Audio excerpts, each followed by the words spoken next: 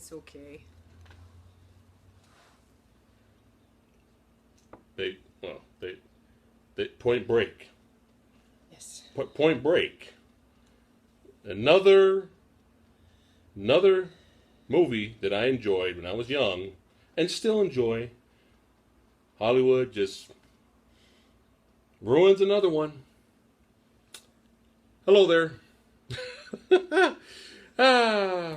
Yes, thank you, Hollywood. Thank you for ruining another one. You know, it's bad enough, okay? It's bad enough that, they're Hollywood's, just totally botching and butchering our classic films like Poltergeist, okay?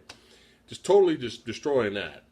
But now Hollywood's so desperate that they have to like remake our guilty pleasures, really? Our classic B movies? Really? Point Break? A movie about a guy that goes undercover as a surfer, okay, to stop a band of thieves, okay, that rob banks wearing president's masks that are also surfers, okay? They have to remake that, but they got to make it a lot more extreme, a lot more clever now. So now it's not just surfing; they're everything extreme sports. You know what? This So it makes it better. This almost reminds me. It seems like this should have come out in the early 2000s when Triple X came out, when it was extreme. Things were extreme. It's almost like this got stuck in limbo for a while, and now they're like, "Oh shit, we got the rights to this movie, and they're about to lapse. Go, go, go, go, go!" Yeah, it's just. See, now, here's my deal when it comes to here's my deal when it comes to remakes. Okay, I love the original Nightmare on Elm Street. Classic. I love the original RoboCop. Yes. I love a lot of movies that have been remade. Wrath of Khan, that is my film.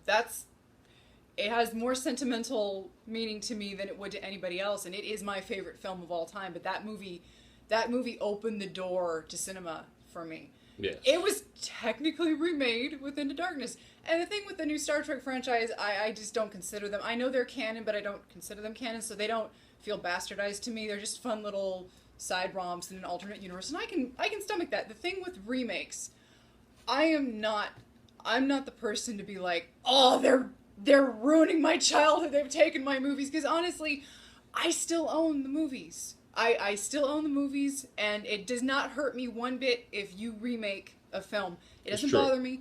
I don't care, because I will always have the original. You know, the new Turtle film, the Teenage Mutant Ninja Turtles. I didn't really care about that. It's not. I'm a little old for that, but I do love the '90s one. Was it 90? 91? Was it 1990? That movie is still. I'm sorry. It still holds up for me. Still holds up. Gritty as hell. It is not a movie that you would get now. Clearly, it was way too dark and adult for the kiddies. But 80s kids, we kind of had it better back then. I feel like we had it better. All 80s kids, we're all badasses, that's all. So my thing with the remake, I don't care if you remake. You can remake whatever the hell you want. But here's the thing. She brought up Star Trek. Okay, Star Trek 2, The Wrath of Khan, for you younglings out there that don't know what movie that is. Classic. It was 1982. Classic Star Trek film, okay?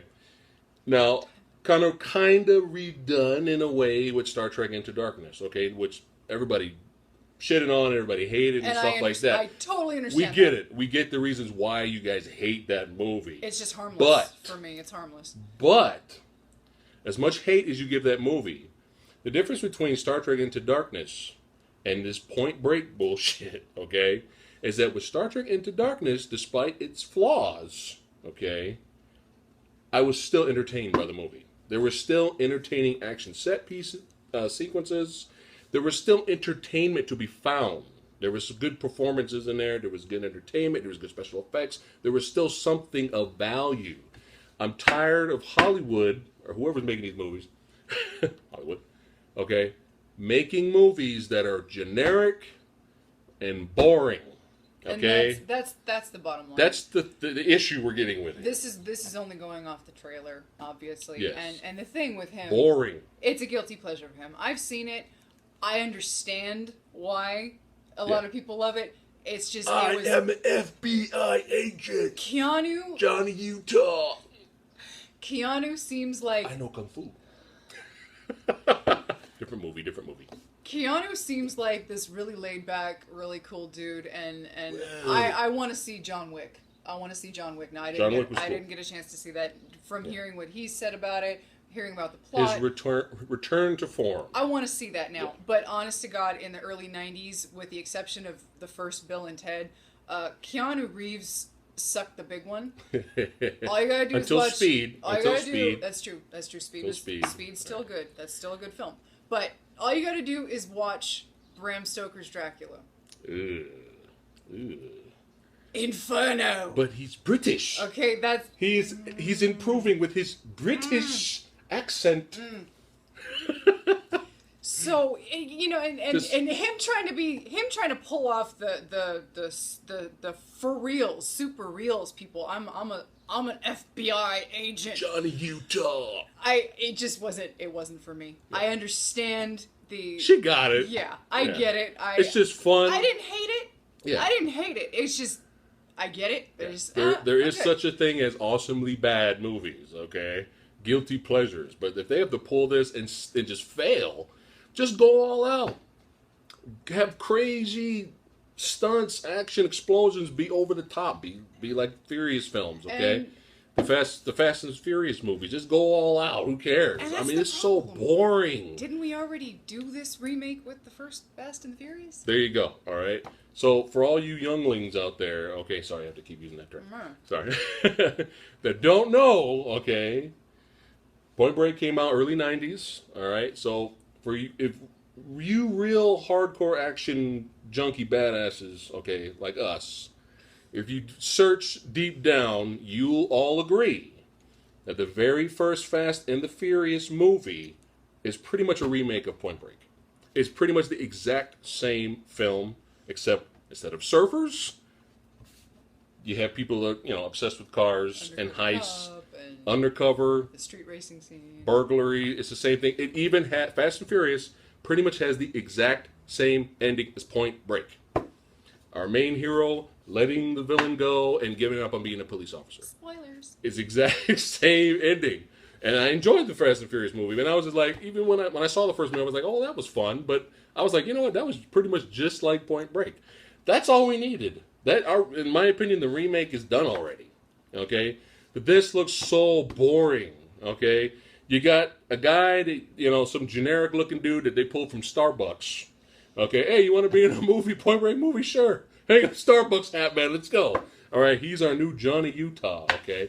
It looks like British actor Ray Winstone might be playing the Gary Busey character. I'm not sure. Ray Winstone's another guy. He's a great British actor that gets stuck in these horrible movies.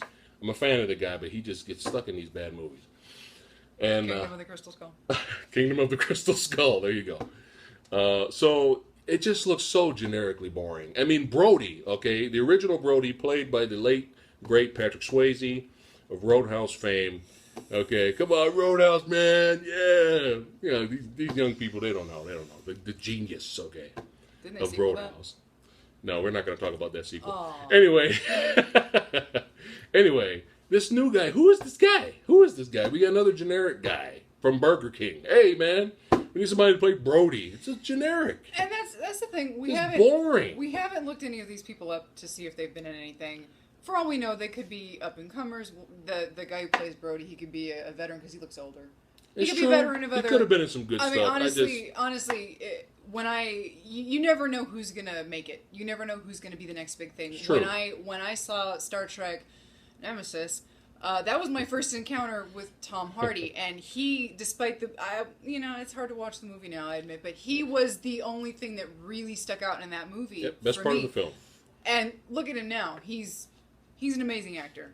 I hate to be on the bandwagon, but he is fantastic. I've seen him in Tom Hardy crush. He's awesome. All right. I've seen him in a gambit of different roles, and each one of them he brings something to it that not a lot of people probably could.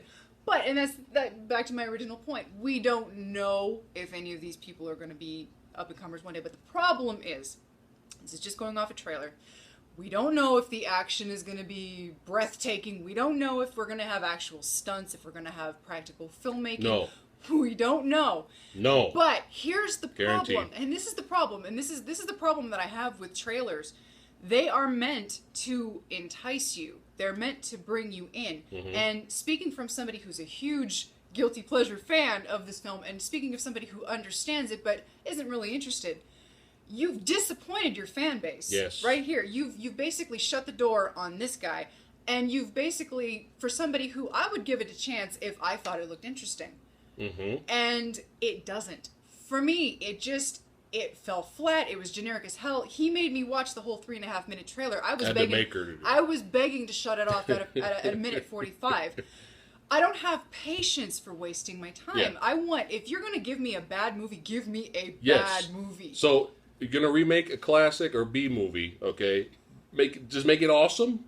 Actually, give a shit, or make it so bad so it's entertainingly bad so we can laugh at it. Give me a Jean-Claude Van Damme Street Fighter. Yes, awesomely bad, so bad it's hilarious. Okay, but all these remakes recently have all been generic.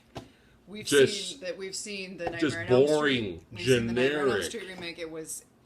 I felt so bad for Jackie Earle Haley. Yeah. He crushed the role of Rorschach.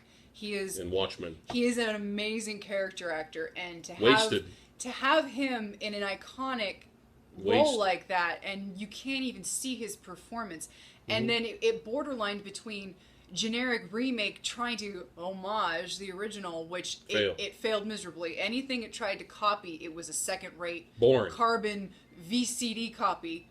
Yeah. Anybody know what VCD is anymore? No.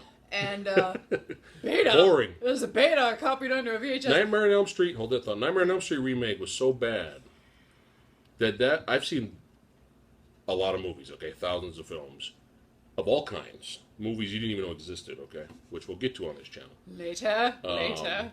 But man, it could have been one of the first times where I actually was really bored. And I go into films with an open mind. I have an open mind. I give every movie a chance, okay? And if I trash a movie and I totally get blown away by it, I take back everything I said, okay? I'm that kind of guy. But Nightmare on Elm Street was probably the first remake. It was probably the first time where I was bored to death at the opening credits of the film. I don't think I've ever been... And I've seen some of the worst movies you ever... Okay, Troll 2... Okay, The Room. I've seen some some bad movies. Okay, but Nightmare on Elm Street, I was so bored. But that's the point that's what we're talking about here. Either be really good, or just be entertainingly bad. But like Poltergeist, even the RoboCop. Now, granted, RoboCop, I wanted to hate it. I didn't hate RoboCop remake. Okay, but it was generic. No point never. It was boring. There was one. There was scene. no personality in that movie. There was one scene that actually kind of made me take notice. Yeah, it was one. Spoilers. It's the scene where I'm sure a lot of people felt this way. The scene where he's been completely opened up. Yes. And you realize what is just not there anymore, and he freaks the hell out. That was the only thing that movie added, and that was what, a 5-minute scene in an hour, almost 2-hour film. Yeah. And yes, I adore the original RoboCop. Yeah. I adore that film. That it's just the soundtrack, everything, just amazing. Yes. But again, if you're going to remake something, even if it's something that I love, that's fine. I understand. It's a business. I get it. But bring something to it. Not a 5-minute scene in a 2-hour mediocre film. And that's, I know, again, Hollywood is a business. I get it's a business, but we're consumers. You know, yes. I love cinema. Yes. I love all kinds of cinema. I don't enjoy having my time wasted, though. And we know when you don't give a shit. We know when you don't care. We can tell. It's obvious. We know. Grabbing people from Starbucks. We know when you're the director of X-Men Origins Wolverine that you're paying for your kids' college tuition with the paycheck you're getting from the movie. We know when you're doing stuff that was like an actual quote from the director of X-Men Origins Wolverine. You heard that right? He needed to pay for his kid's college. It was his college. That was his it. Kid's college tuition. He had no interest in anything. That was in an actual movie magazine. And that's why the special effects of Wolverine's claws I look give you worse a reference, but than the first X-Men movie. But anyway, we're off let's topic. get back to here. We're rambling. Stop. Basically, we're saying stop wasting our time. Stop being generically boring. Stop. And again, I'm your target audience here. I'm the person who doesn't have any ties to the original, and you've already made me check out. Generic. I don't care. Boring. The trailers, you have to grab people with your trailer. Look at I hate to be I'm not a Marvel fangirl by any means, but I have enjoyed the MCU so far. And Age of Ultron trailer, I damn near cheered the first time I saw it. I was getting ready for work, and this guy texts me, "Watch Age of Ultron trailer now." But I'm getting ready for work now. Okay, all right. And then 3.5 minutes later, I was like, "Oh shit, I gotta watch this again." That's how you do a trailer. Yeah. If you want to bring people in, even if it's a lie, and to an extent, I enjoyed Age of Ultron. I did, but that trailer was a lie. That trailer presented a dark, gritty, a little more darker tone of a film than what we got. Very heavy-handed villain in Ultron, and that is not what we got. I'm not complaining. Still I'm not a good complaining movie. what we Still got fun. with Ultron. I enjoyed Ultron. Mm-hmm. I'm really hoping for a director's cut because I want to see more of him in his real form and not the hacked to pieces form that we got. But I still enjoyed him. He was not a disappointment to me, but what we were presented in the trailer was nowhere near what we got in the film. But still, that's how you get people. Even if it's a lie, you got to get them in. And most trailers are a lie. And this trailer, maybe it's suffering from brutal honesty, but Yeah. But hey, you weren't excited when he was riding down the mountain and he was on the motorcycle bike and he had that slow motion shot of all the CG rocks and the CG special effects mountains that look really fake and everything coming behind him. You weren't excited? Honestly, don't even CG rocks, baby! Oh yeah! It's so real. So see the 3D. That's why we enjoyed Mad Max so much, because everything was real. All the cars and stunts. Now, enough of it. I will be the first. I will be the first to admit it on the channel.